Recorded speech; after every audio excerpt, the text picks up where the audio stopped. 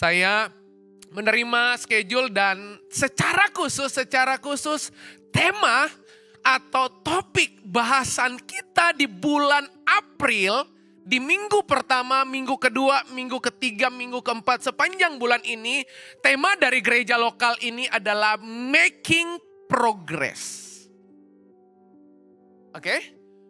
Bagaimana kita mengalami kemajuan dalam kehidupan kita. Nah, berapa banyak Bapak Ibu percaya bahwa nggak akan ada progres kalau nggak ada proses? Setuju Bapak Ibu? Setuju? Nggak mungkin ada yang namanya progres, nggak mungkin ada yang namanya kemajuan kalau kemajuan itu tidak tersentuh, tidak akrab, tidak bersinggungan dengan yang namanya proses. Saya yakin pagi hari ini Bapak Ibu kalau kemudian ada pertanyaan yang datang dalam hidup Anda dari mimbar ini. Dan kalau saya bertanya berapa banyak Bapak Ibu ingin maju dalam hidup? Semua ya Bapak Ibu ya. Amin. Nah pertanyaannya gini, berapa banyak Bapak Ibu siap maju? Ulang. Berapa banyak siang hari ini Bapak Ibu yang rindu mau maju? Rame. Memang gitu biasanya. Kristennya suka rame-rame. Nah pertanyaan saya yang kedua, berapa banyak Bapak Ibu yang siap maju? Yakin Bapak Ibu? Ulang. Belum ngerti kali tanya Bapak Ibu ya. Berapa banyak Bapak Ibu yang siang hari ini datang ibadah, yang bilang gini, saya mau maju, rindu maju. Mau semua, mau. Oke? Berapa banyak Bapak Ibu yang siang hari ini bilang, saya siap maju. Nah Bapak Ibu tahu nggak? Antara mau maju sama siap maju beda. Kemauan nggak cukup. Kerinduan nggak cukup. Karena banyak orang Kristen Bapak Ibu ngomongnya mau, ngomongnya siap maju tapi perilakunya mundur. Tuh. Bapak Ibu tahu nggak? Kalau Bapak Ibu ketemu dengan tukang parkir di sebuah restoran atau mall yang ada tukang parkirnya, tukang parkir itu lebih berintegritas loh. Kalau dia parkir Anda, dia bilang gini, mundur Pak. Anda maju? Halo? Enggak ya? Waktu dia bilang gini, Pak, mundur Pak, mundur. Anda mundur loh. Terus waktu tukang parkir bilang gini, oke maju Pak, maju lagi, maju loh. Nah banyak orang Kristen, semoga gak ada di sini. Karena biasanya ada di sana sini. Orang Kristen itu kebalik Bapak Ibu. Ngomongnya maju, dia bilang gini, ya lihat. Orang Kristen itu modelnya gini, maju. Si Dedek ketawa. Ngomongnya maju. Ngomongnya tadi duduk di situ, amin. Rindu Pak, mau pastor, tapi kemauanmu, kerinduanmu gak cukup. Sebab orang yang mau maju sama orang yang siap maju dua hal yang berbeda. Halo? Makanya gini, dengar baik-baik. Gak ada kemajuan yang datang dengan sendirinya. Mobil Anda aja Bapak Ibu, Anda duduk Bapak Ibu. Terus tukang parkirnya bilang ini, maju. Anda bilang, dalam nama Yesus. Gitu Bapak Ibu. Move. Enggak kan? Doa aja enggak cukup Pak. Halo? Waktu ada perintah instruksi maju, ada sebuah hal yang Anda mesti putuskan. Jelas Bapak Ibu? Nah, sekarang saya tanya, mau diberkati? Mau. Belum selesai, mau. Ini mau semua. Nah, siap diberkati? Benar. Yakin saya. Nah hari ini Bapak Ibu, saya ulang. Untuk menolong Bapak Ibu, kemajuan itu nggak ada yang datang dengan sendirinya. Nah, karena dia nggak datang sendirinya, Tuhan pakai 2 kendaraan yang mesti Anda tumpangi supaya antar Anda ke depan. Bapak Ibu tahu artinya maju? Maju itu ke depan apa ke belakang? Kalau saya bilang ini, bergerak, bisa maju apa bisa mundur? Bisa ya? Gerak! Terserah, mau ke sini, mau ke sini. Mau lagu poco-poco juga bisa Bapak Ibu. Tapi kalau saya bilang, maju! Maju itu kemana Pak, Bu? Ke depan.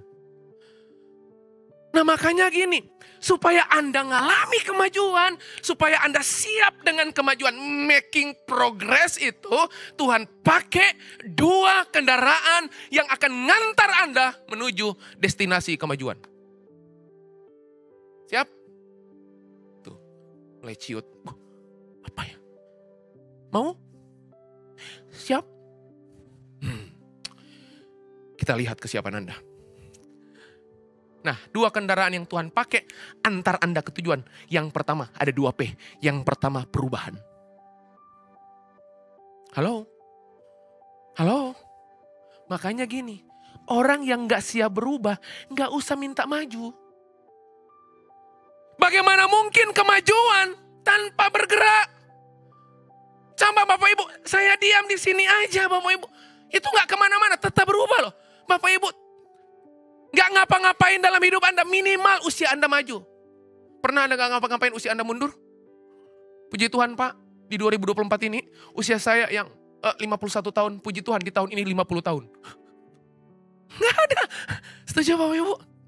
Semua hal, kalau kemudian kita pingin maju, hal yang pertama yang Tuhan pakai untuk Anda punya kendaraan sampai di tujuan kemajuan, itu namanya gini, perubahan. Dan saya yakin dan percaya perubahan itu bikin gak nyaman. Makanya gini, susah orang Kristen hidup nyaman tapi minta diberkati. Gak ada rumusnya. Jam tangan saya di tangan kiri Bapak. Coba Bapak Ibu yang punya jam yang pakai di sebelah tangan kiri, pindah di tangan kanan. Nyaman gak? Nyaman gak? Enggak. Enggak. Tadi pagi saya kasih contoh. Loh khotbah yang biasanya 45 menit, tiba-tiba 30 menit. Nyaman gak? Enggak, belum keringatan. Udah habis.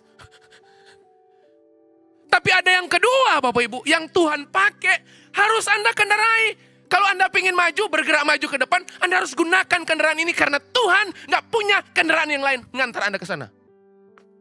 Yang pertama perubahan, yang kedua problem. Nah loh, gak ada amin. Gak ada itu amin. Di sini mau berubah, mau maju.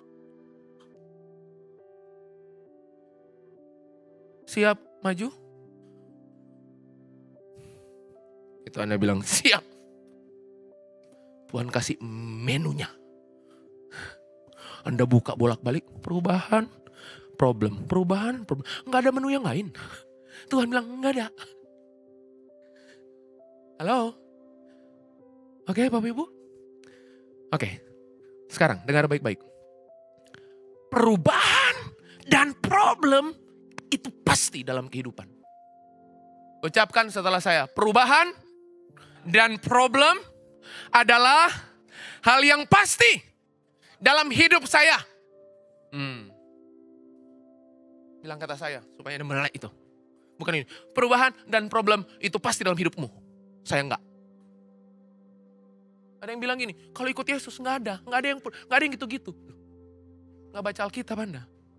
Justru biasanya undang Yesus makin ada problem. Halo? Setuju? Nah, Bapak Ibu. Yuk. Sekarang kita akan lihat. Oke. Ibadah yang pertama, saya sharing tentang iman yang progresif. Atau progresif. Oke? Bukan iman yang posesif. Bukan. Progresif. Tuhanmu itu Tuhan yang progres. Oke? Tuhanmu itu Tuhan yang maju, Tuhan yang bergerak ke depan. Tuhanmu itu Tuhan yang dinamis. Dia nggak suka yang statis, yang dia nggak suka yang seadanya. Dia pingin bawa Anda maju, dia pingin bawa Anda berkembang, dia pingin bawa Anda ada di depan. Tapi untuk membawa Anda ke situ, lewat yang namanya perubahan dan problem. Oke? Nah, mari kita lihat Bapak Ibu. Saya kasih judul khotbah saya, ibadah yang kedua. 3 tempat pembentukan. Berapa? Nah, 3 aja Anda susah kok, apalagi 5. Oke, 3 apa? Tempat. Coba, kalau saya bilang 3 tempat pembentukan, langsung Anda nego kan? 2 boleh nggak? Itu. Tapi kalau saya bilang 3 tempat diberkati, 5 bisa nggak? Itu. Halo, Pak, Bu, saya mau titip pesan dari mimbar nih. Jangan jadi Kristen cari untung. Cuman mau yang baik, menolak yang gak baik. Di mata Tuhan cuman ada yang baik. Yang gak baik, ini kan saat ini, endingnya baik. Tuh, gak ada amin Bapak Ibu. Bapak bilang amin aja itu udah bikin semangat pendeta, Pak, Bu. Tolong saya lah. Oke, susah bilang amin, minimal itu artinya amin. Oke, Bapak Ibu, siap? Siap ya? Mau? Mau. Siap? Siap. Ulang. Perubahan dan problem. Nah, mari kita rangkai 2 kata itu antara Anda kepada kemajuan. Ada kisahnya di Alkitab. Mari kita lihat 3 tempat pembentukan Elia. Apa? Elia. Ya. Yuk kita lihat sama-sama 1 Raja-Raja pasal 17.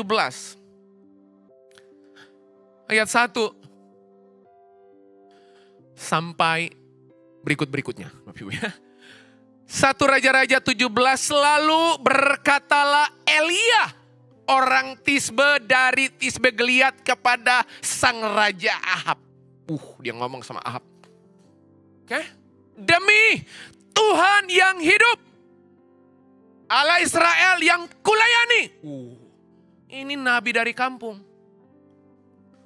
Saya. Ketemu raja di istana yang megah. Ahab itu raja loh. Bapak Ibu tahu nggak kalimat yang disampaikan? Biasanya kalau ngomong sama pembesar yang bagus-bagus nggak? Oke, bagus-bagus ya. Lagunya kiranya Tuhan memberkati aku. Apa? Berlimpah-limpah. Tahu ya lagu itu ya? Hafal pasti. Dari wajah hafal loh. Dan memperluas apa? Wah. Nah ini tiba-tiba sang nabi dari kampung ketemu Raja Ahab. Tiba-tiba Bapak Ibu lihat ayatnya. Dia berkata gini. Sesungguhnya tidak akan ada embun atau hujan. Terus kalimat begini. Pada tahun-tahun ini. Kecuali. Kalau aku katakan. Sakti nggak Bapak Ibu? Sakti nggak? Sakti ya? Kita bilang ini. Nggak hujan loh kita. Kalau ini beneran gak hujan loh. Ketemu Raja Ahab, tiba-tiba head to head dengan sang raja, dia berkata gini, nggak akan ada embun atau hujan di negeri ini kalau enggak saya ngomong. Habis ngomong kayak gitu, biasanya kalau udah di istana ngapain? Foto bersama dong. Istana. Tahu nggak? Begitu dia ngomong kayak gitu, Tuhan suruh ngomong kayak gitu. Ayat berikutnya Bapak Ibu lihat. Ayat kedua. Kemudian datanglah firman Tuhan kepadanya. Nah ini penting. Dengar baik-baik. Kemajuan selalu dekat dengan firman. Kemajuan itu selalu lahir dari tuntunan firman. Kemajuan itu tidak lahir dari prediksi keadaan. Tuntunan Tuhan itu, kemajuan itu enggak pada kalkulasi fisik. No. Alkitab bilang setelah Elia ngomong seperti itu, datang firman Tuhan. Hal yang pertama, dengar baik-baik Bapak Ibu. Kalau Anda rindu ngalami kemajuan, pastikan gini, gak semua kemajuan ngantar Anda kepada blessing. Tidak semua kesempatan itu ngantar Anda pada blessing. Hati-hati. Halo? Saya ulang ya. Dengar baik-baik. Tidak semua kesempatan yang Anda alami, yang hadir di depan pintu rumah Anda, yang hadir di depan pintu bisnis Anda, yang lahir merapat dalam hidup Anda, selalu itu datang dari Tuhan. Makanya lihat, orang Kristen, kalau hanya pendekatannya gini, pokoknya semua kesempatan datang dari Tuhan. Kesempatan itu bunuh Anda. Halo? Paham Bapak Ibu? Nah Bapak Ibu lihat ayat ini. Perintahnya. Ingat ya. Pergilah dari sini. Berjalanlah ke timur. Dan bersembunyilah di tepi sungai Kerit di sebelah timur apa? Sungai Yordan. Dengar baik-baik, dengar baik-baik. Tempat pembentukan pertama. Waktu Elia terima firman, tempat pembentukan pertama Tuhan bilang ini. Habis kamu ketemu Ahab, sampaikan isi hatiku, sampaikan kebenaranku, sampaikan pesan profetiku. Setelah itu kamu bersembunyi di sungai Kerit. Bapak Ibu, kemajuan yang pertama ada di sungai Kerit. Apa arti Kerit di Alkitab? Kata Kerit di Alkitab punya arti gini. Cutting. Tahu cutting? Bukan cuman dipotong. Dicincang. Jadi kalau Anda merindukan kemajuan dalam hidup Anda, dengar baik-baik, Anda mesti masuk di sungai Kerit. Anda harus ngalami Kerit dalam kehidupan. Kerit dalam kehidupan itu apa? Keinginan Anda dipotong. Ambisi Anda dipotong. Kerinduan Anda dihancurkan. Apa yang Anda mau dihajar sama Tuhan. Itu cara Tuhan bikin Anda maju. Tuh. Udah gak ada yang ngomong amin. Itu tanda Anda cuma mau dengar yang baik-baik. Halo? Jelas? Di sini tadi aminnya, itu kayak lagu kor, Mars. Amin. Yang di sini, dan Tuhan bilang, lihat, waktu Tuhan minta Elia masuk di sungai Kerit. Arti Kerit itu gini, dipotong ambisimu dihajar sama Tuhan. Keinginanmu yang kemudian Anda harapkan, ekspektasimu, harapanmu tiba-tiba disunat sama Tuhan. Dihancurkan sama Tuhan. Percayalah, kalau hari ini Anda duduk dimanapun, Anda sedang alami ini. Kabar baiknya, Anda mendekat pada kemajuan. Amin Bapak Ibu. Udah ngalami Kerit? Udah? Enggak Pak. Keritnya masih banyak airnya. Coming soon. Pingin maju? Siap maju? Hadapi Keritmu. Cutting. Dipotong. Anda kan cuma ingat siapa? Elia waktu lawan Nabi Baal kan? Api turun dari langit kan? Itu di Karmel Pak. Itu tempat terakhir. Tapi sebelum Anda ngalami kedahsyatan Tuhan, kehebatan Tuhan di babakan akhir kehidupan Elia. Dia harus hadapi dulu, dia harus temui dulu, dia harus lewati dulu, dia harus jajaki dulu jalur Kerit. Yang artinya cutting. Halo? Terus tahu nggak? Tuhan bawa dia di Kerit, ada janji loh. Ayat keempat. Engkau dapat minum dari sungai itu dan burung-burung gagak telah kuperintahkan untuk memberi makan engkau di sana. Senang gak? Senang ya? Disuruh masuk ke Kerit tapi Tuhan bilang gini, gak usah khawatir. Nanti kalau haus Minum dari sungai itu. Kalau lapar, burung gagak akan kukirim. Nggak ada mah di situ hari itu. Kenyang. Setuju? Tiba-tiba ayat kelima. Lalu ia pergi dan ia melakukan seperti firman Tuhan. Ia pergi dan diam di tepi sungai Kerit di sebelah timur sungai Yordan. Bapak Ibu lihat ayat ke-6. Pada waktu pagi dan petang burung-burung gagak membawa roti dan daging kepadanya. Dan ia minum dari sungai itu. Ayat berikutnya. Baca dengan suara keras. 2, 3.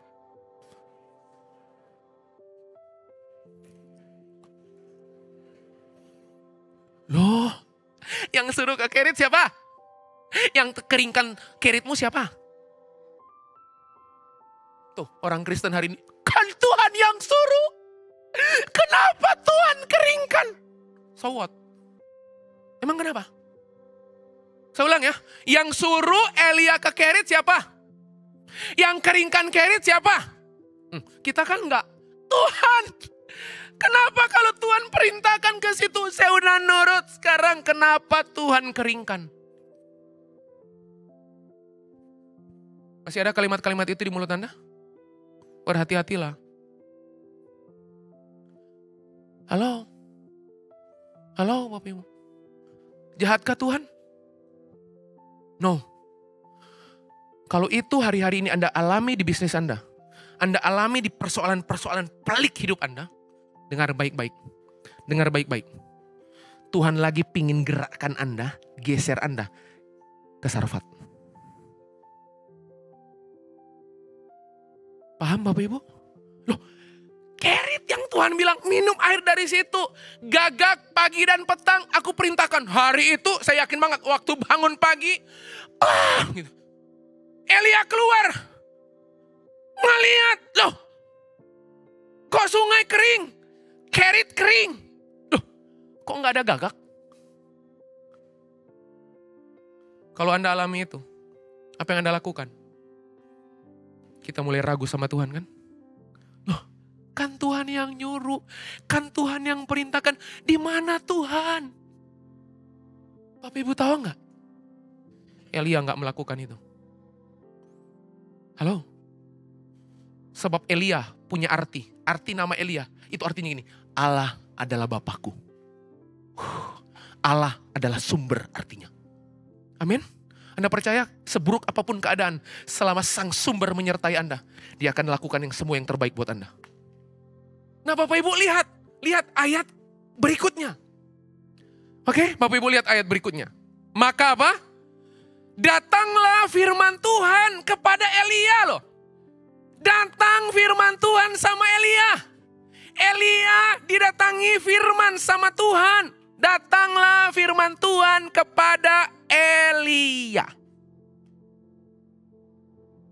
Tuh, lagi-lagi yang dia tunggu apa? Dia tunggu apa? Persoalan apapun yang berat dalam hidup Anda. Yang mesti Anda tunggu. Bukan perubahan keadaan. Saya ulang. Hal yang jauh lebih penting. Di tengah-tengah peliknya persoalan hidup Anda. Yang mesti Anda tunggu bukan keadaan berubah. Yang mesti Anda nantikan firman Tuhan.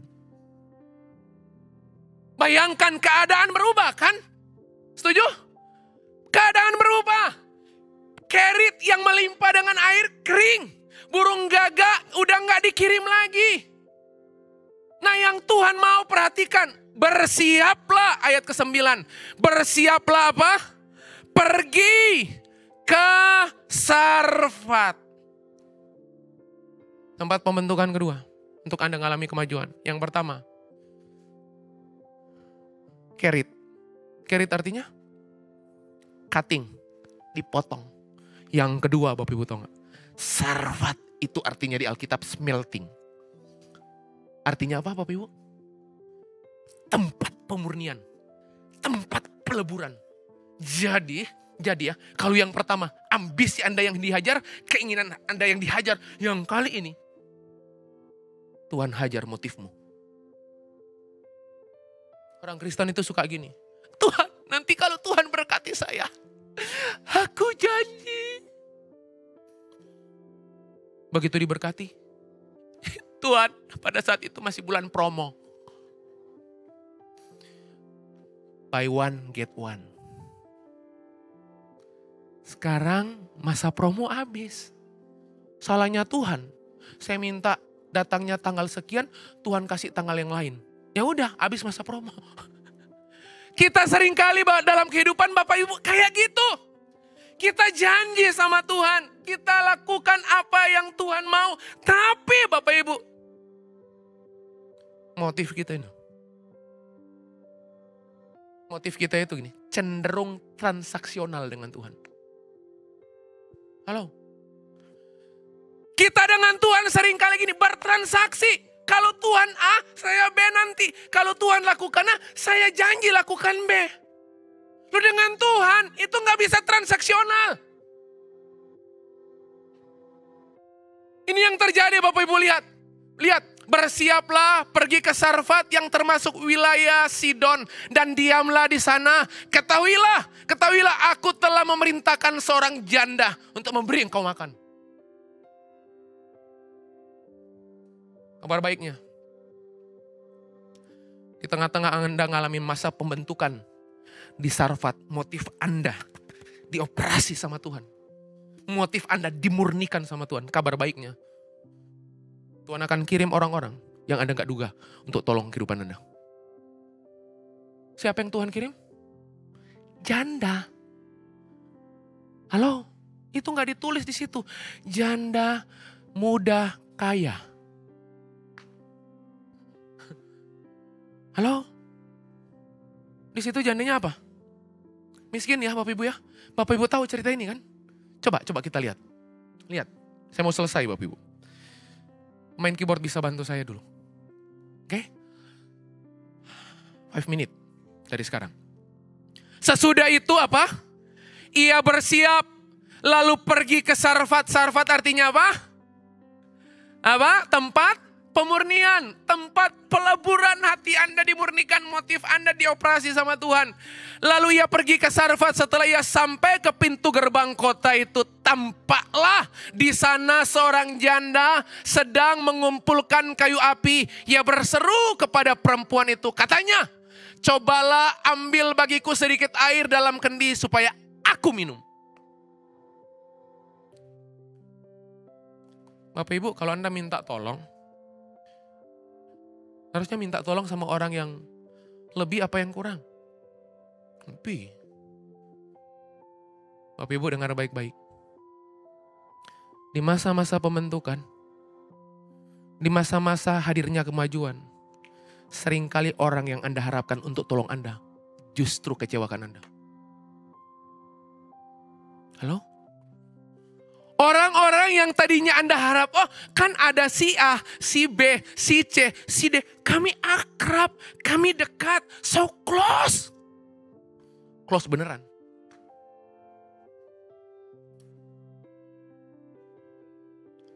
Dan sengaja Tuhan buat itu. Supaya Anda punya kesadaran bahwa hanya Tuhan sang sumber pertolongan. Terus Bapak Ibu tahu gak? Tuhan kirim siapa? Siapa? Janda. Tuh, baca lagi. Ketika perempuan itu pergi mengambilnya, ia berseru lagi. Kurang ajar Nabi ini. Nyuruh-nyuruh sama janda miskin yang mau mati. Halo? Bapak Ibu lihat cerita ini? Yang pertama belum dilakukan loh, sedang dilakukan. Kan janda itu pergi. Oke?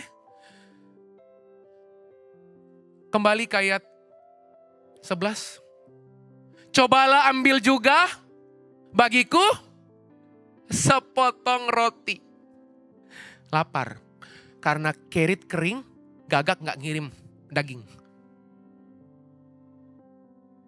Ayat 12. Perempuan itu menjawab, demi Tuhan Allahmu yang hidup, Sesungguhnya tidak ada roti padaku sedikit pun, kecuali segenggam tepung dalam tempayan dan sedikit minyak dalam buli-buli. Tuh lihat. Hanya segenggam dan sedikit. Segenggam, sedikit. Sedikit, segenggam. Sedikit, segenggam. Segenggam, sedikit. Tapi kalau Anda taruh itu di tangan Tuhan. Segenggam, sedikit ya. Anda tahu cerita ini kan? Kalimat berikutnya lihat. Kalimat berikutnya. Dan sekarang aku sedang mengumpulkan 2-3 potong kayu api. Kemudian aku mau pulang dan mengolahnya bagiku dan bagi anakku. Dan setelah kami memakannya. Kalimat penutupnya gak enak. Maka kami akan. Bayangkan loh. Matinya diprediksi loh. Kita kan biasanya gak tahu ya. Ini tahu loh. Habis mati. Janda itu mati gak? Gila. Tuhanmu ya. Yang memeteraikan engkau dengan darahnya. Dia mati. Di atas kayu salib. Dia bangkit di hari yang ketiga. Untuk tunjukkan sama dunia. Eksistensi kehadirannya. Untuk mengantar Anda ke depan. Bapak Ibu lihat ayat berikutnya. Ayat berikutnya. Tetapi Elia berkata kepadanya. Loh lihat. Janganlah takut. Pulanglah. Jangan dulu sekarang. Pulanglah. Buatlah seperti yang kau katakan. Tetapi buatlah lebih dahulu bagiku sepotong roti bundar kecil daripadanya dan bawalah kepadaku. Kemudian barulah kau buat bagimu dan bagi anak.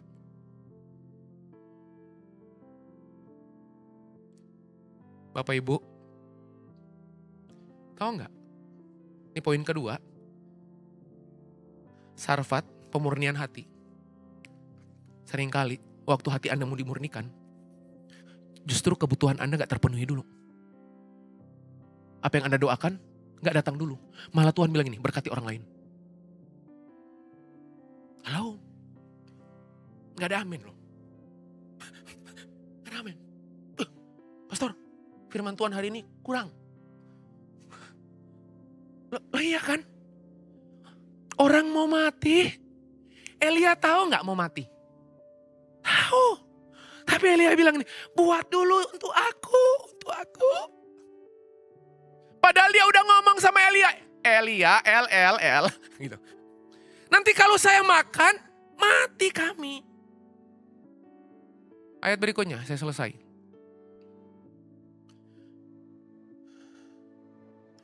Sebab beginilah firman Tuhan Allah Israel, tepung dalam tempayan itu tidak akan habis dan minyak dalam buli-buli itu pun tidak akan berkurang sampai pada waktu Tuhan memberi hujan ke atas muka bumi. Gawat. Bapak Ibu, saya cuma mau titip pesan hari ini. Kemajuan itu dimulai dari kerit. Dipotong. Dihabisin. Beberapa dari Anda, pagi hari ini Anda datang. Anda lagi sedang kecewa dengan keadaan dan hidup Anda hari ini. Anda bilang ini, mana janjinya? Kau yang berjanji, kau yang mengingkari. Beberapa dari Anda pagi hari ini datang dengan harapan membesar. Anda berharap gini, bulan Maret harusnya terpenuhi. Lewat Maret, udah April, habis April, Mei, Desember. Gak terjadi. Hey, wait and see. Oke? Diam, tenanglah dan nantikan Tuhan, Alkitab bilang. Yang kedua, dengar baik-baik. Kalau Anda menang di kerit, Tuhan akan antar Anda. Seperti Asyir tadi. Anda masuk bingung tempat kan? Di Asyir Anda. Betul? Mari Pak, di sini ada yang kosong. Nah Asyir di sini kan nyaman kan? Ngantar Anda bisa duduk. Nah kalau Tuhan yang Asyir, kadang-kadang bikin Anda gak bisa duduk. Halo? Gak apa-apa asal Tuhan sertai kan? Setuju gak? Dan Tuhan bawa ke Sarfat. Sarfat artinya gini. Tempat pemurnian. Karakter Anda, motif Anda. Dimurnikan sama Tuhan. Dan setelah Elia tolong Sarfat. Alkitab menulis gini. Baru Tuhan bawa dia ke Karmel. Saya gak punya banyak waktu arti Karmel di Alkitab gini. Artinya gini. Anointing and blessing. Anda suka kan? Anda suka kan? Gak ada amin? Anda suka mana? 1, 2, 3. 3 kan? Bagaimana mungkin Anda bisa terima 3 kalau Anda gak peluk 1 dan 2? Halo? Setuju Bapak Ibu? Bagaimana mungkin Anda bisa ngalami yang nomor 3 kalau Anda gak rangkul nomor 1 dan 2? Memang yang menang nomor 2 tapi dia rangkul 1 dan 3.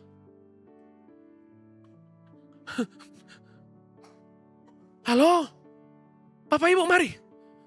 Kalau Anda pingin ngalamin yang nomor 3. Berangkulanlah dengan 1 dan 2. Anda akan lihat kemajuan yang datang dalam hidup Anda gak bisa dihentikan. Bahkan Alkitab bilang ini, manusia mereka-reka yang jahat. Tuhan reka-reka yang baik. Musuhmu diperdamaikan sama Tuhan. Kalau Anda ngerti prinsip ini. Amin Bapak Ibu. Selamat hari Minggu. Tuhan Yesus memberkati.